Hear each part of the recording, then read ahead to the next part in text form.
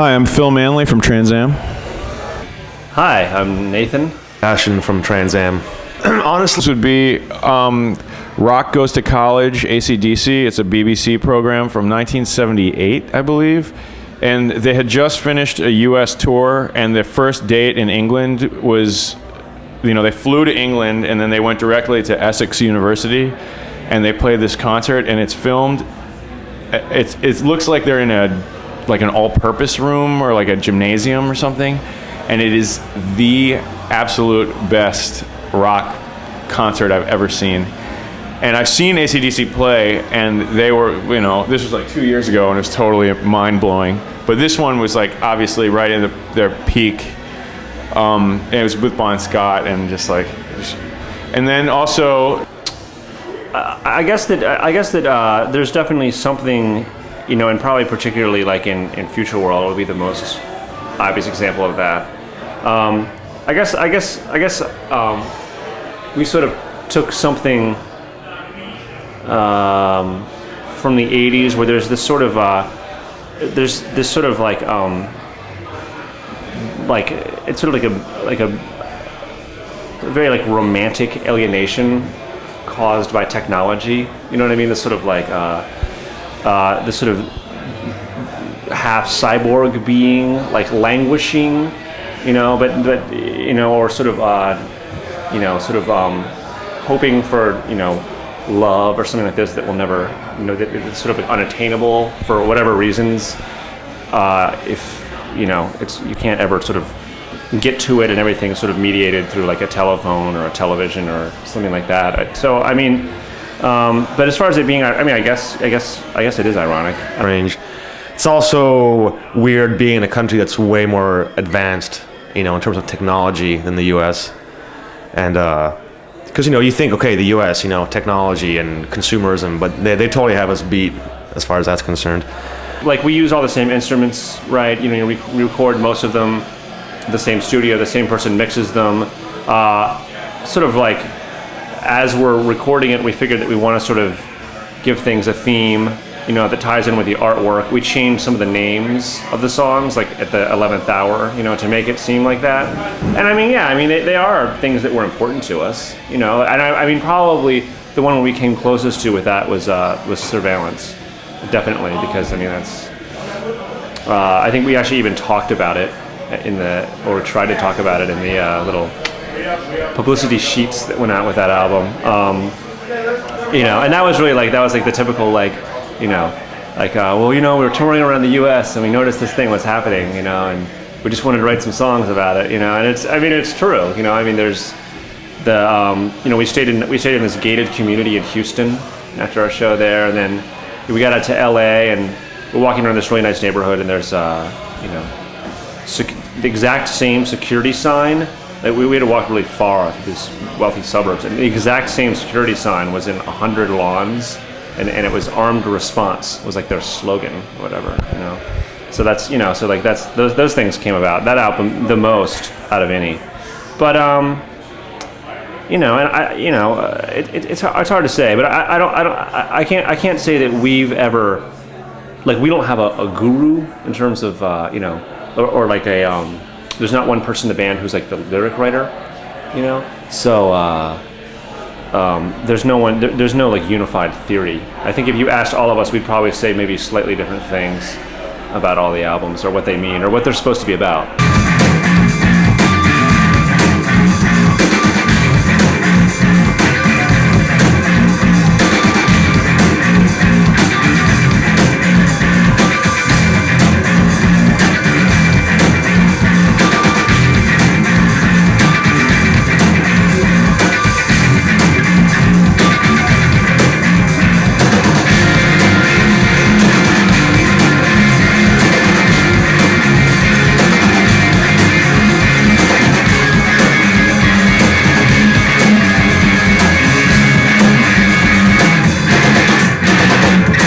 Japan is, we've only been there once, so I'm not an expert, but it's a little bit weird. One of the things that struck me is that it's more of a consumer society than the U.S., which is kind of weird.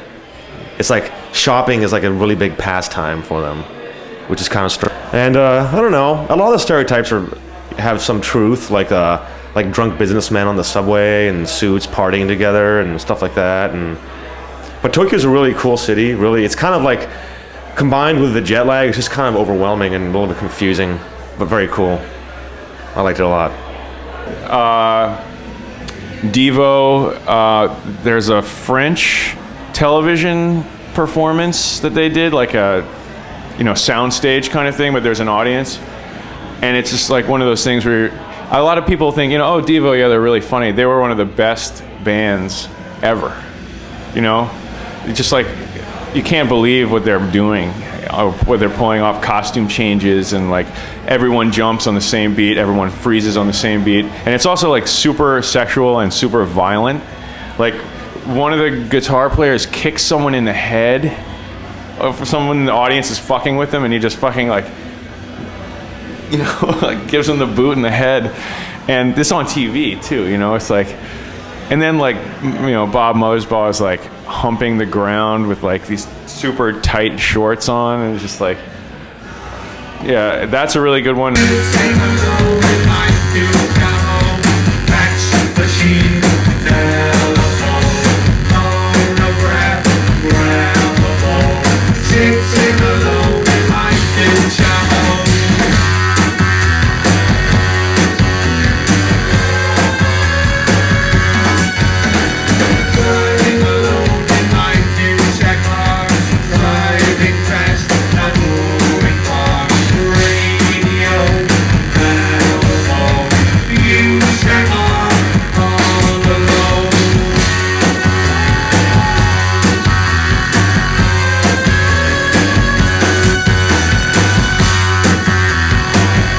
Well, there was actually a traumatic experience at the root of not singing, which was the recording we made prior to Trans Am, which you cannot find, and no one can find, and no one will ever hear.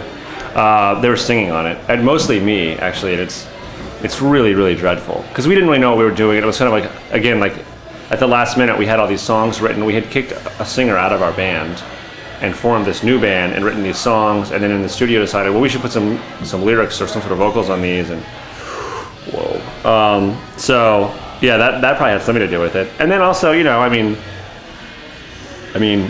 that was sort of the way the album came about for whatever other reasons. Just that's we didn't have anybody singing. We never even set up a mic in a practice space, so no one's gonna sing because you can't hear them because they're not as, the guitar amp's louder, and then I guess we sort of got like accolades and some sort of credibility for not having lyrics. And I think also a lot, not just our sort of bad first attempt at singing, but there's so much bad singing in and to this day, but I think maybe it's gotten a little better, I'm not sure, but in in indie rock or whatever it is, and there's so much, and maybe in particular American indie rock, it's and it's probably like a punk spillover, like so many other both great and horrible things. It's just like no one learns how to sing. They just get up in front of a mic and scream, and it's really horrible because that only works for some people, and it's really like this narrow space of what you can do with your voice.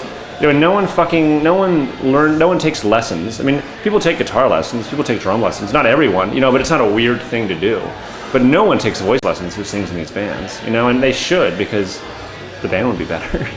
So I think there was also a reaction to just like, being sort of turned off by horrible singing that was all around us when we first started playing shows and stuff.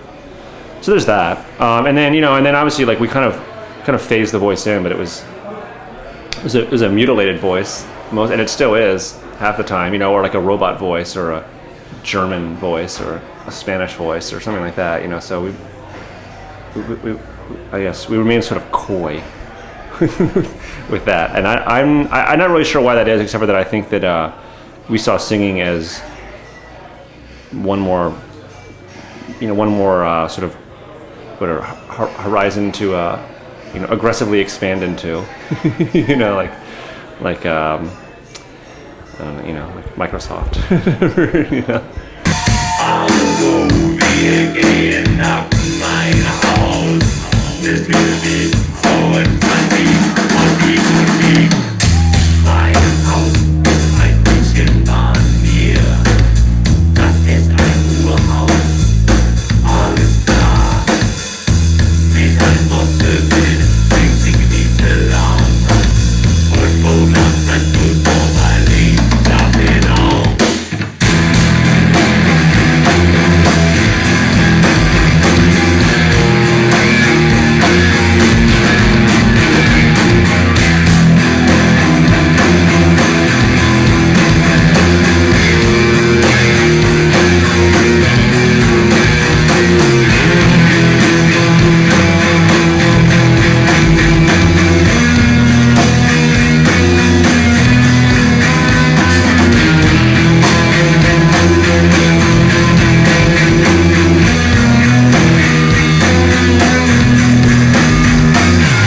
Yeah, I might want to cut that out of the interview.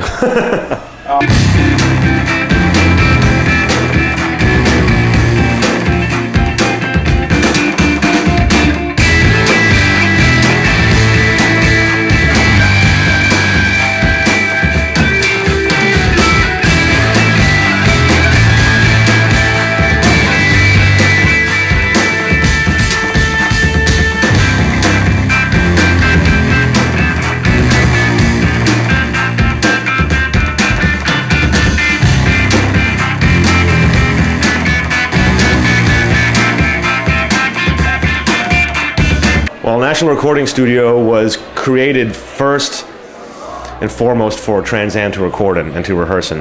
And from there, it grew into a studio that we also record other bands in. I guess, we started it for the same reason a lot of bands start studios, which is that you're younger, you have an idea of what you want your 7-inch or whatever to sound like. You go into the studio, you pay some guy, and you come out 5 hours later, like, what is this tape that I have? It's not what I expected at all, and you have no idea why it turned out like that and what the guy did, and when you ask him to do something, he probably doesn't do it.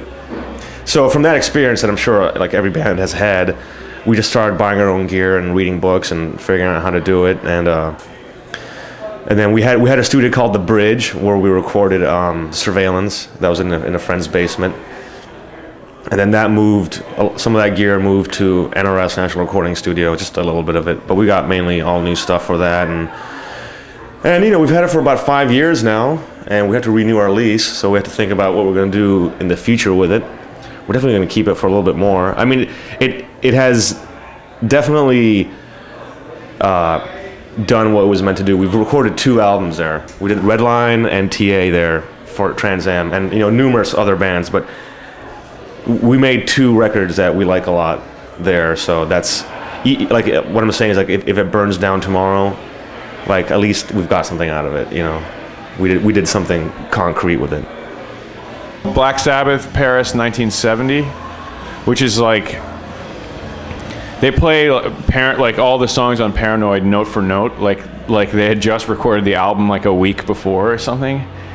And Ozzy looks like he's 18 years old, it's just like so young. And they have all this great footage of like before the show and after the show where they're like just messing around, like setting up the drums. Like they show Bill Ward like driving nails into the stage to keep his kick drum from, moving around. It's pretty cool to see like a band that big, like setting up their own shit.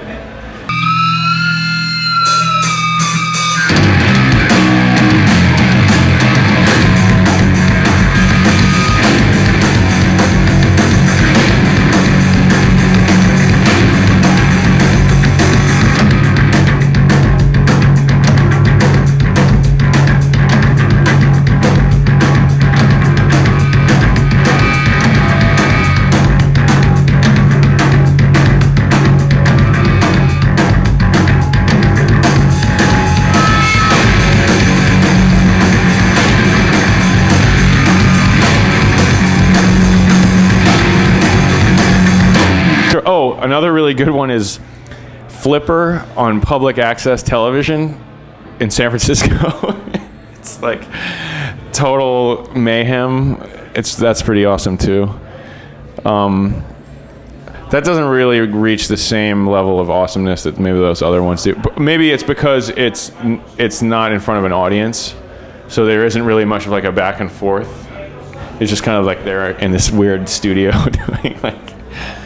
doing their thing, whatever Flipper thing. We can never really see past the upcoming album, and we're working on that right now. And excuse me, I have a little SARS. It's different from TA. It's we're sort of piecing a lot of it together on Pro Tools. So a lot of it is beats and stuff like that, and it sounds kind of like Public Enemy. But I don't know. That's just the first couple of tracks we have. We'll see where it goes. We're basically going back to maybe a Redline sort of approach where we just jam and see what happens, as opposed to like writing songs like TA, where songs were actually written.